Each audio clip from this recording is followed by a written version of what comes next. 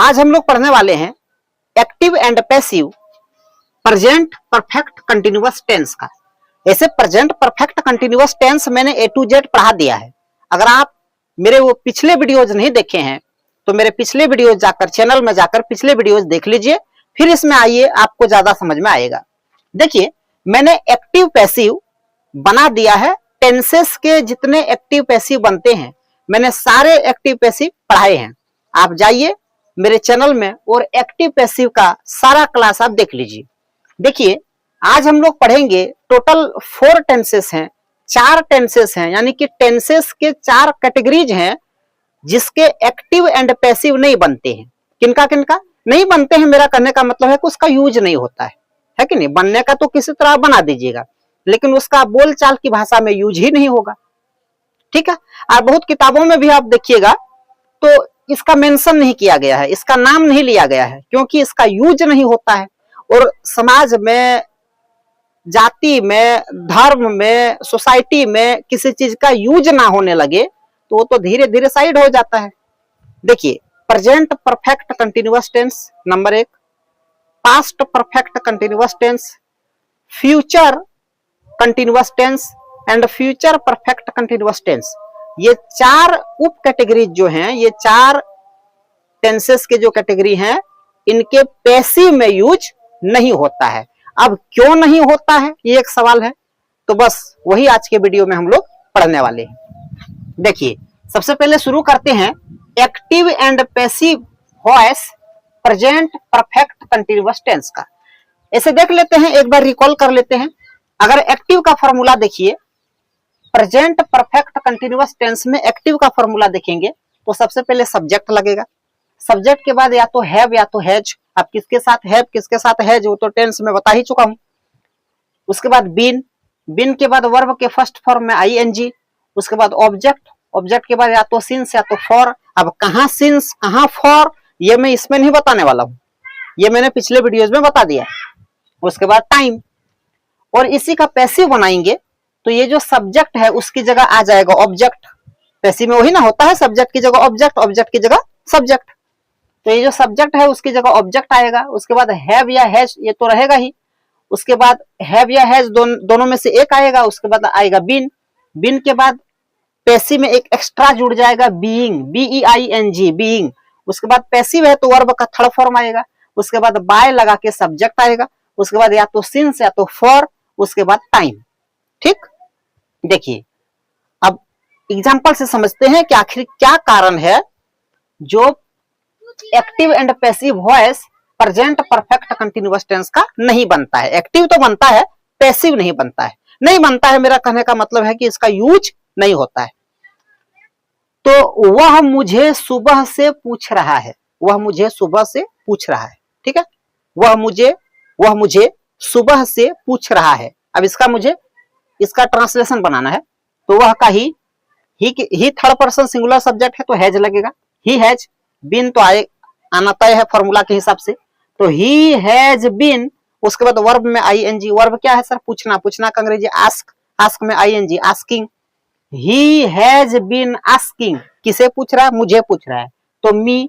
He has been asking me. अब चूंकि morning है, सुबह है, तो सुबह को फिक्स माना गया है तो फिक्स टाइम के साथ लगता है सिंस, तो since morning. He has been asking me since morning. ये इसका बना ट्रांसलेशन। अब इसका अगर मैं पैसिव देखूं तो हिंदी में ही देख लीजिए, तो उसके द्वारा मुझे सुबह से पूछा जा रहा है। उसके द्वारा मुझे सुबह से पूछा जा रहा है। उसके द्वारा यानी कि वो मुझे सुबह से पूछ रहा है। इसी चीज को मैं थोड़ा घुमा के बोल रहा हूं कि उसके द्वारा मुझे सुबह से पूछा जा रहा है। ये पैसिव है। तो कैसे होगा? तो अब इसमें देखिए जो ऑब्जेक्ट है, ऑब्जेक्ट क्या है यहाँ? मी को बना दीजिए सब्जेक्ट, क्योंकि पैसिव में हम लोगों ने क्या देखा था कि जो सब्जेक्ट की जगह ऑब्जेक्ट आएगा।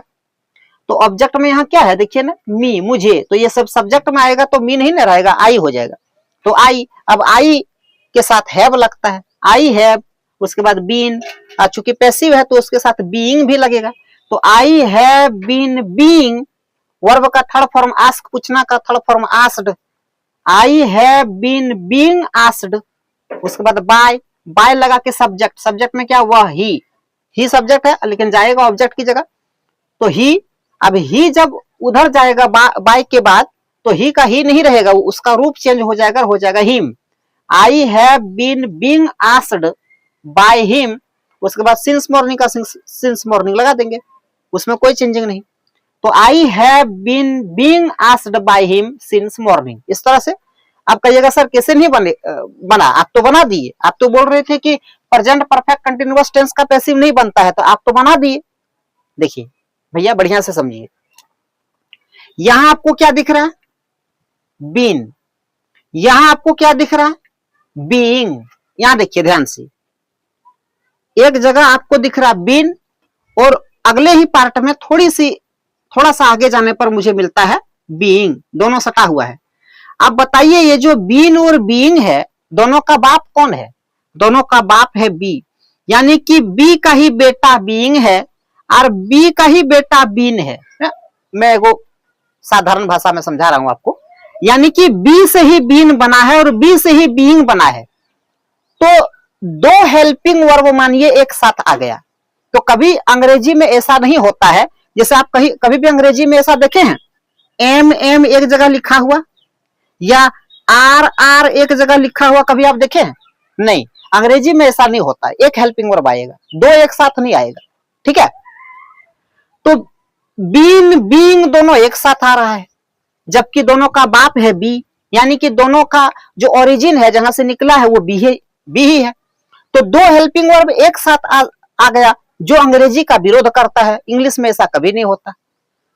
तो इसीलिए मैंने आपको पहले कहा कि प्रेजेंट परफेक्ट कंटिन्यूअस टेंस का यूज नहीं होता है। बात समझ में आई? या अगर मान लीजिए होता भी है तो बहुत कम, 1% से भी कम। अगर दूसरे टेंसेस का यूज 100% होता है तो इसका यूज 1% के आसपास या उससे कम आप मान सकते हैं। इसलिए मैंने कहा कि इसका यूज नहीं होता है। ठीक है, कई किताबों में तो आपको ये वाला बनाया हुआ मिलेगा भी नहीं। तो कारण क्या है, आप समझ में आई बात? अब देखिए एक मैंने और एग्जांपल लिया है, हम लोग कई दिनों से क्रिकेट नहीं खेल रहे हैं। कैसे बनाएंगे? हम लोग का वी के साथ हैव लगता है, वी हैव नहीं है तो not, we have not been, खेलना का प्ले में ING playing, we have not been playing क्या cricket, we have not been playing cricket. अब चूंकि मेनी डेज बहुत दिन, ये कोई फिक्स नहीं है, बहुत दिन 10 दिन को भी बहुत दिन कह सकते हैं, 10 महीना को भी बहुत दिन कह सकते हैं, 10 साल को भी बहुत दिन कह सकते हैं, तो बहुत दिन का कोई लिमिटेशन तो है नहीं, इसलिए वहां फॉर लगा, फॉर मेनी डेज। ऐसे आपको फॉर और सिंस के बारे में समझना है तो मेरे पिछले वीडियो जाकर टेंस वाली वीडियोस देखिए, आपको पूरा समझ में आएगा। तो we have not been playing cricket for many days, ये बना। अब पैसिव इसका अगर बनाएंगे, हिंदी का ही पैसिव बनाएंगे तो ऐसे बनेगा, हम लोगों के द्वारा कई दिनों से क्रिकेट नहीं खेला जा रहा है। पैसिव बनाएंगे तो क्या बनाएंगे सर, ये जो क्रिकेट है इसको शुरू में लाएंगे, क्रिकेट। अब क्रिकेट एक है तो एक के साथ क्या लगता है, मतलब सिंगुलर सब्जेक्ट है तो सिंगुलर सब्जेक्ट के साथ हैज लगता है। तो क्रिकेट हैज नॉट बीन, अब इसके साथ बीइंग, पैसिव है तो बीइंग आएगा। तो cricket has not been being, play का थर्ड फॉर्म प्लेड, उसके बाद बाय लगा के सब्जेक्ट में क्या वी। अब वी है तो जब ऑब्जेक्ट की जगह जाएगा, मतलब है तो सब्जेक्ट ही, लेकिन बाय के बाद जब जाएगा तो वी का रूप चेंज होके अस बन जाएगा। तो cricket has not been being played by us. अब उसके बाद फॉर मेनी डेज जो था उसको लिख दिए फॉर मेनी डेज। तो बात समझ में आई कि आखिर क्या कारण है जो इसका यूज नहीं होता है या बहुत कम होता है? आई बात समझ में?